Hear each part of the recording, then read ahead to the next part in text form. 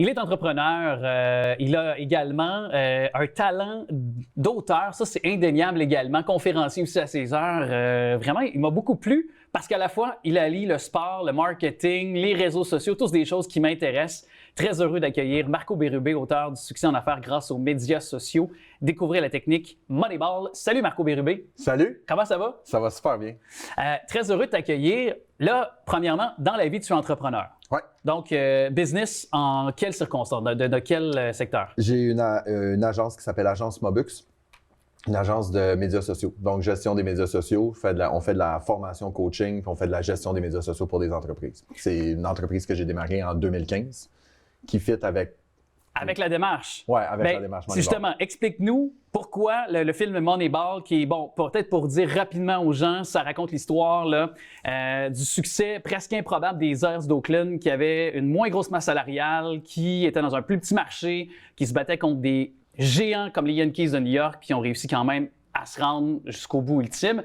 Raconte-nous pourquoi cette histoire-là t'a fasciné. Ben, t'es un expert, déjà, on le voit. Oui, mais c'est quand même un film qui m'a fait... J'aime le sport, j'aime l'histoire aussi. Ben, c'est exactement ça. C'est l'histoire des Aces d'Oakland qui n'ont pas de budget, qui se doivent de rivaliser contre des équipes qui ont 2 fois, 3 fois leur budget.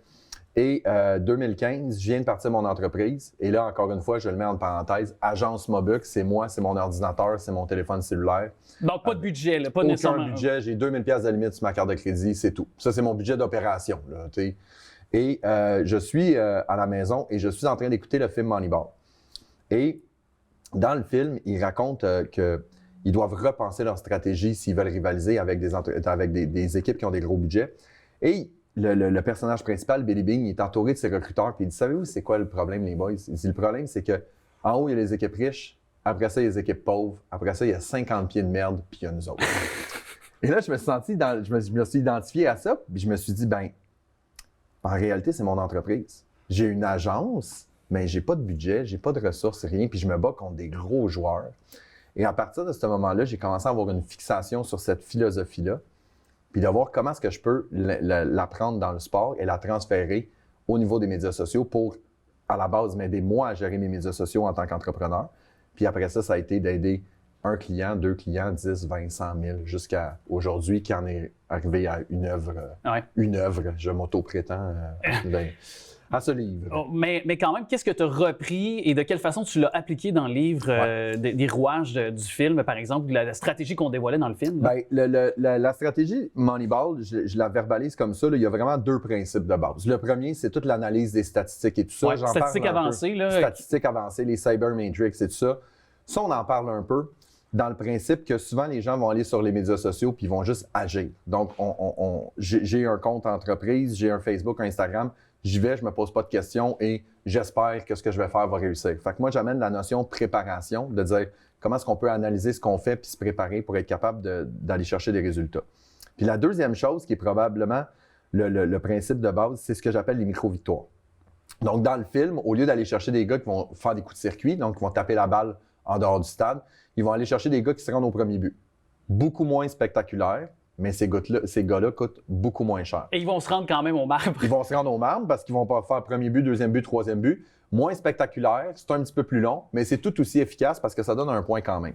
Fait que le principe des micro-victoires, c'est vraiment le principe de base de la technique Moneyball, c'est de dire comment est-ce que je fais pour accumuler plusieurs petites victoires qui, une à la suite de l'autre, vont m'apporter un succès.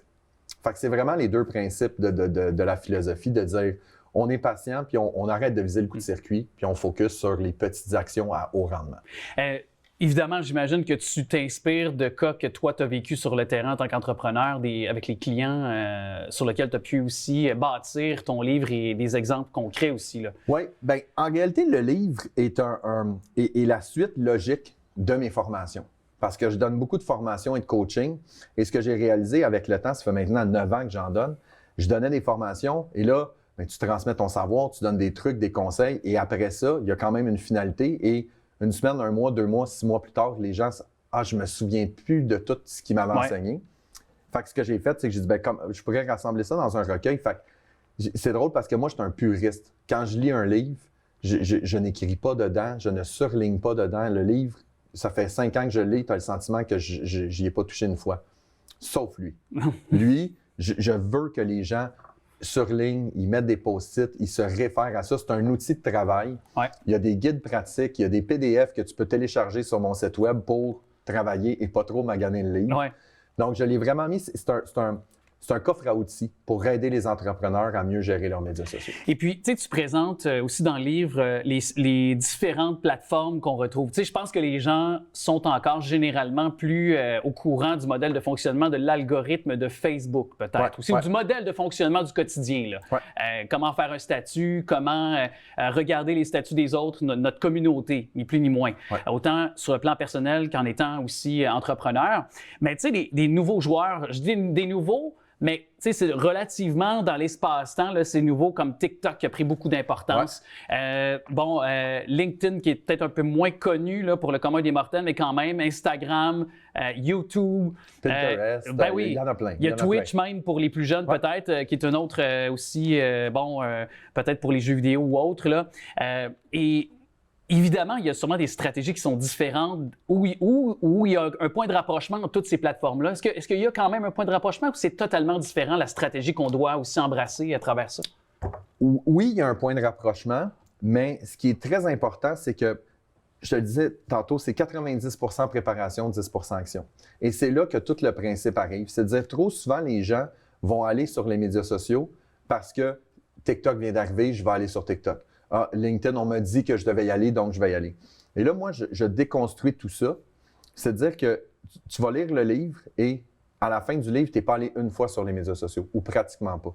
C'est-à-dire que tu vas répondre à plusieurs questions, puis après ça, tu vas faire de l'assemblage de contenu qui va t'aider à atteindre un objectif. Mais il faut trouver son identité aussi. Il faut trouver son identité, mais plus important encore, il faut savoir à qui on parle. Ouais. Parce que les gens qui disent « moi, je vais aller sur Instagram », c'est pas toi qui décides sur quelle plateforme tu vas aller en tant qu'entreprise. Tu vas regarder ma clientèle consomme quel type de contenu sur quelle plateforme et je vais m'assurer de répondre à leurs besoins. Ouais. Donc, c'est de dire, est-ce que c'est Twitch? Ça se peut que ça soit Twitch, mais c'est tes clients qui vont te le dire. Fait que c'est beaucoup de questions qui sont posées dans le but de démystifier un peu puis d'enlever la notion de chance et de hasard. Ouais.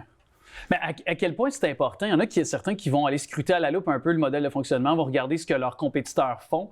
Est-ce que c'est pas aussi un piège? Parce que souvent, on dit qu'il faut trouver aussi la façon originale de présenter notre contenu pour être en mesure de pouvoir aussi de pouvoir finalement se distinguer là, également à travers une mare de gens qui font peut-être dans le même type d'activité que nous. Là. Bien, moi, ce que je recommande, c'est faites le tour de vos compétiteurs quand même, mais tu l'as dit, c'est un survol de ce qu'ils font pour voir une vision globale sur quelle plateforme ils sont présents, comment ils utilisent leurs médias sociaux et tout ça. Mais on ne va pas dans une analyse approfondie de dire je vais passer 3 heures par plateforme à regarder. C'est vraiment juste d'aller chercher des idées, des inspirations. Puis après ça, dans le cadre de la méthode Moneyball, ben là, on est capable d'utiliser ça pour être capable de l'amener ailleurs. Ouais. Puis, tu sais, évidemment, il y a l'intelligence artificielle aussi qui se joint partout dans nos vies, là, sur les réseaux sociaux, c'est le cas aussi. Est-ce que ça, pour un gars comme toi, un gars avec sa business, puis auteur d'un livre, là, on peut même faire un rapprochement, ça fait-tu peur? Est-ce qu'au contraire, tu y vois un nouveau modèle d'affaires qui pourrait se développer, puis, encore une fois, user de créativité, puis continuer à développer? C'est... L'intelligence artificielle est très Moneyball. Oui. Des petites actions à haut rendement. Moi, j'utilise l'intelligence artificielle dans mon quotidien. Je l'utilise beaucoup dans un outil de recherche, idéation, brainstorm. Je ne l'utilise pas nécessairement pour de la création de contenu, mais je l'utilise à tous les jours et c'est de plus en plus présent. Encore aujourd'hui, il y a eu une agence de Barcelone qui a créé une influenceur 100% artificielle. Intelligence artificielle, elle a 150 000 abonnés, puis elle génère 11 000 $ de revenus par mois avec des contrats d'influence. Donc, l'intelligence artificielle est là, elle est là pour rester. Il va falloir l'encadrer et tout. Ouais. Mais dans la philosophie Moneyball, c'est un outil extrêmement puissant pour les entrepreneurs. Et peut-être pour le mot de la fin, mais on pourra évidemment voir ça dans les prochaines secondes, mais tu as été derrière cette campagne à Saint-Hyacinthe. Campagne de promotion incroyable qui nous a fait croire que Saint-Hyacinthe, c'était Paris. Non, mais parle-nous quand même de ce génie-là, parce que c'est quand même, moi, ça m'a impressionné quand j'ai vu ça. Là. Ça, c'est, je vais donner tout le crédit à mon équipe chez Mobux. C'est ma gang au bureau qui ont travaillé là-dessus. C'était un mandat qu'on avait avec le centre-ville de Saint-Hyacinthe pour revitaliser le centre-ville et amener les gens de l'extérieur à venir au centre-ville. Et encore une fois, on avait un budget restreint dans une certaine mesure contre les gros joueurs.